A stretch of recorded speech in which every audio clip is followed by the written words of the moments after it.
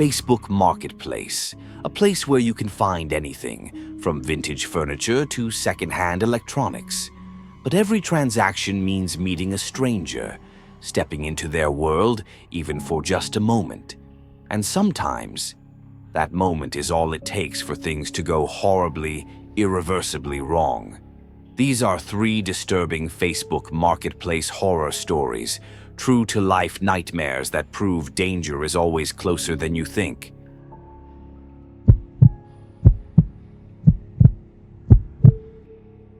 My name is James, and I've always been a skeptic when it came to urban legends and online ghost stories. But nothing could have prepared me for what happened one ordinary evening.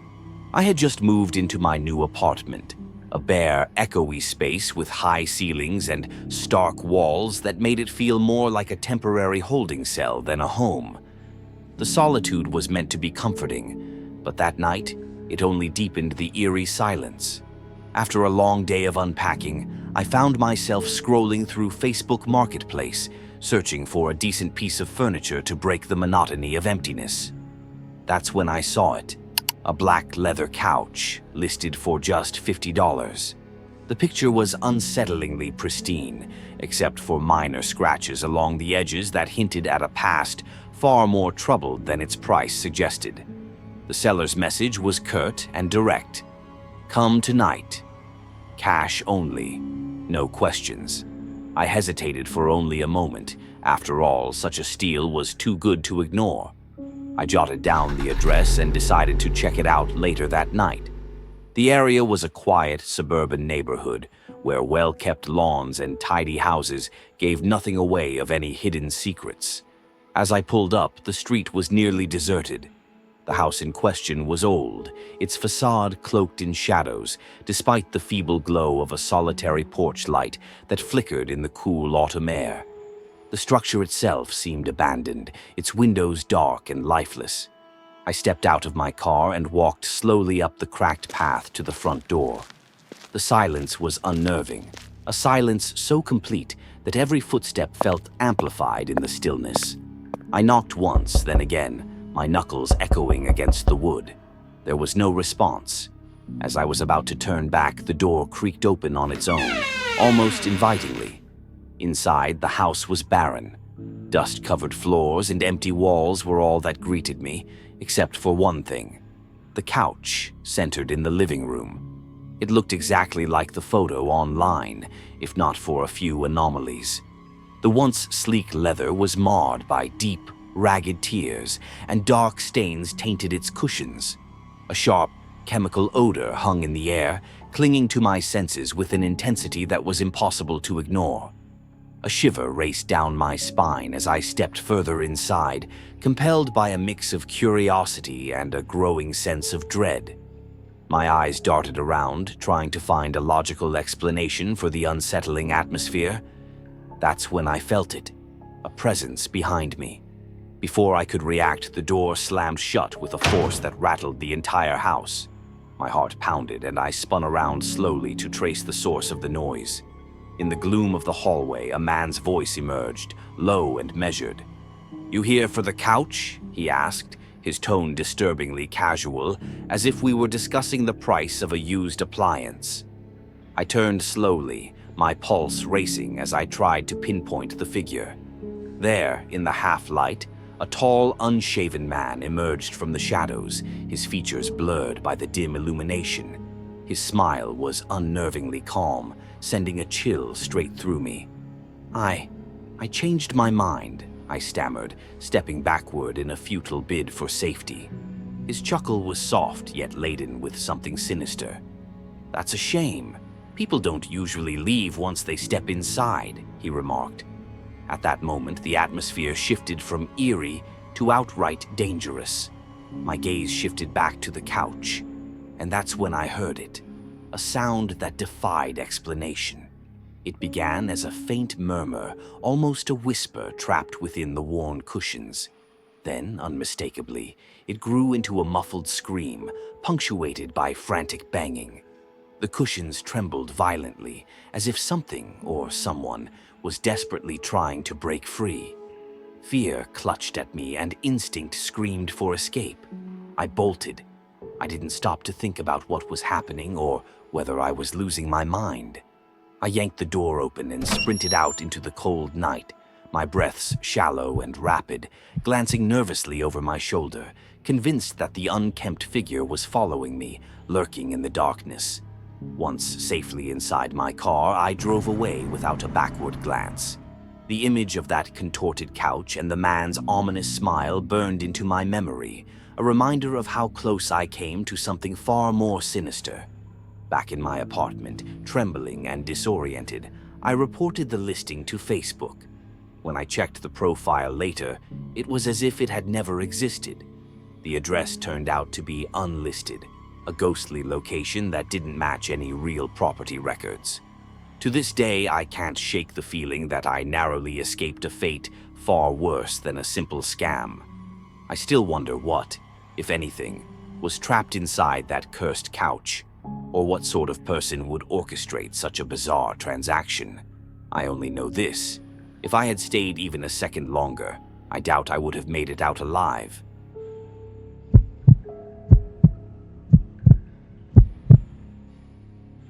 My name is Mia, and I've always been drawn to antiques.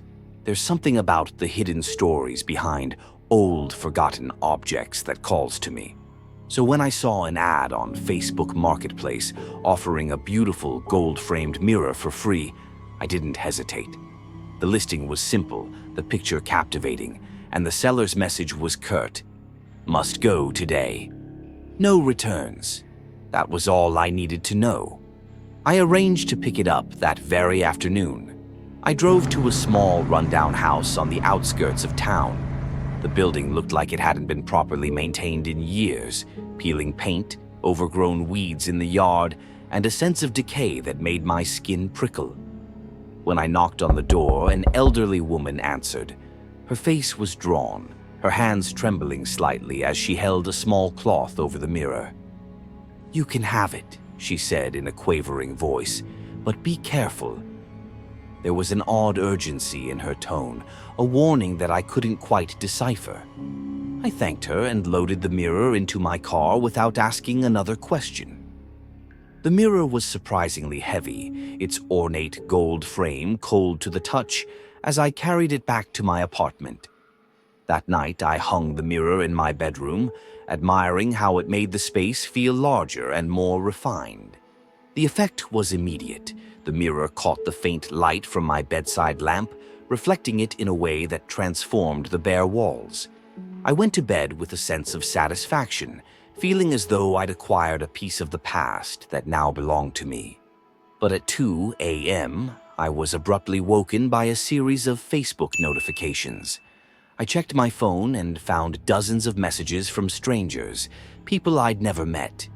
Every message was the same: "Do not sleep in front of the mirror." My blood ran cold. I sat in bed, staring at the screen in disbelief, heart pounding as I scrolled through the identical warnings. The messages had no explanation, no signature, just that one ominous phrase repeated over and over. I tried to message the seller for some kind of explanation, but the profile had been deleted. The digital trace of the transaction evaporated, leaving me with the mirror and a growing sense of dread. I thought it must have been some kind of elaborate prank, but the chill in my bones told me something was horribly wrong. That night, after what felt like an eternity of sleepless anxiety, I finally managed to drift back into a restless sleep. But my relief was short-lived. A faint tapping sound began to emanate from the direction of the mirror. At first, it was so soft I convinced myself it was just my imagination.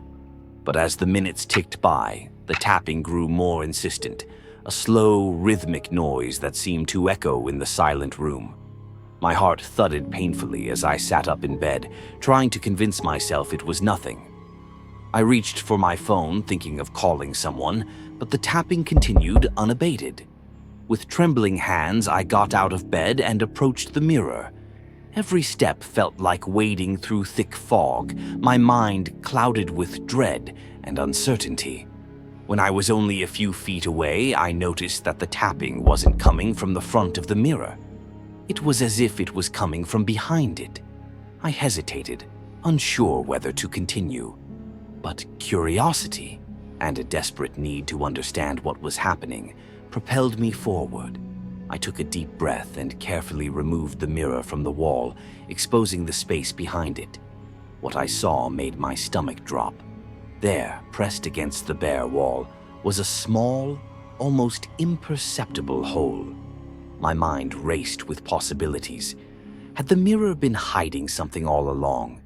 I reached out and peered into the darkness beyond the hole. I could just make out a narrow crawl space, barely large enough for a person. In the dim light of my phone, I saw a small cot, a frayed blanket, and the unmistakable shape of a half-eaten plate of food resting on a makeshift table. The realization hit me like a punch in the gut. Someone had been living inside my wall, hidden away from the world. I scrambled back from the wall, heart pounding in terror as the weight of the discovery pressed down on me. I dialed 911 with shaking fingers, explaining in halting whispers what I had found. When the police arrived and searched the house, they confirmed my worst suspicions. The crawlspace had been there for years, undisturbed, with only the occasional signs of recent occupancy. The officer's explanation was vague, his words blending into a fog of bureaucratic reassurance. But nothing could erase the fact that someone had been watching me from behind that mirror. Even now, I can't shake the feeling of being observed. I left the mirror at the station, but its memory lingers in every shadow of my bedroom. Some nights, when the wind whispers through the cracks of my old apartment, I swear I hear that soft, rhythmic tapping again, reminding me that some secrets are meant to remain hidden and that every antique carries a piece of its own haunted past.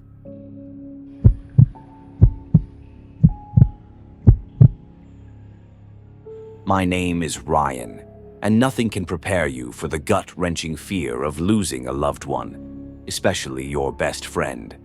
When my dog, Max, went missing 3 days ago, I felt an emptiness that no one could fill. I spent every waking moment searching, calling his name, and scouring every street in our small town. Then, in a moment of desperate hope, I saw a Facebook post that stopped me in my tracks. The ad featured a blurry photo and a caption that read, "Found dog. No caller. Must pick up tonight." There was no further explanation, just a single sentence that held the promise of reunion. Without a second thought, I grabbed my keys and headed out to the address listed. The location was deep in the woods, far from any signs of civilization, a place where the silence of nature felt almost too heavy.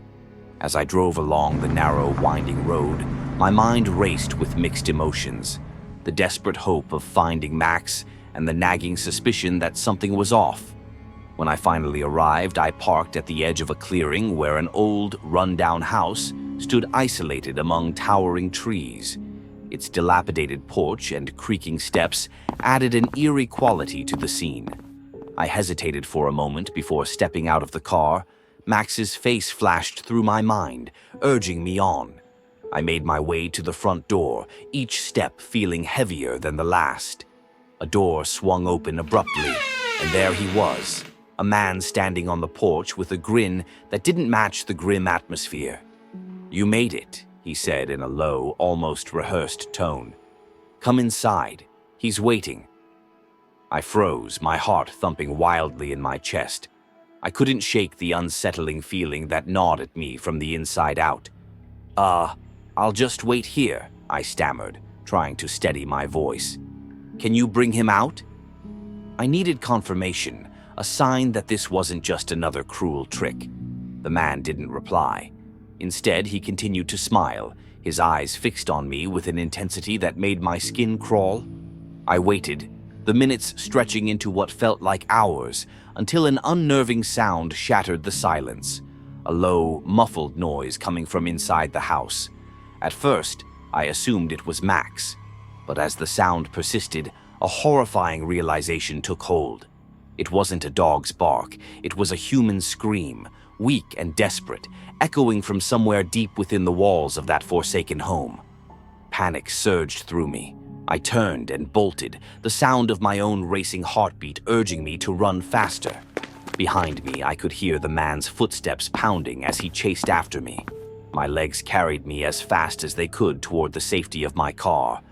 I fumbled with the keys, my hands shaking uncontrollably, and finally managed to unlock the door. I jumped in, slammed it shut, and sped away without looking back, my breath coming in ragged bursts. Once I was at a safe distance, I dialed the police. Later, when they arrived and combed through that eerie house, they found no sign of a dog. Instead, the basement revealed a chilling scene. Rusted chains, crude restraints, and most disturbing of all, another Facebook post. This one wasn't about a found pet. It was a listing for a missing person, someone who had responded to a found pet ad just like mine. Max was never found, and I'm still haunted by the thought of what might have happened if I had stepped inside. Even now, I can't shake the lingering terror of that night. A night when a desperate hope turned into a nightmare from which I narrowly escaped. Dive into the unknown with Cryptic Terrors. Hit that subscribe button, ring the bell, and join our spine-chilling journey into the mysteries lurking in the dark. Share your thoughts, spread the terror, and let's explore the cryptic together, if you dare.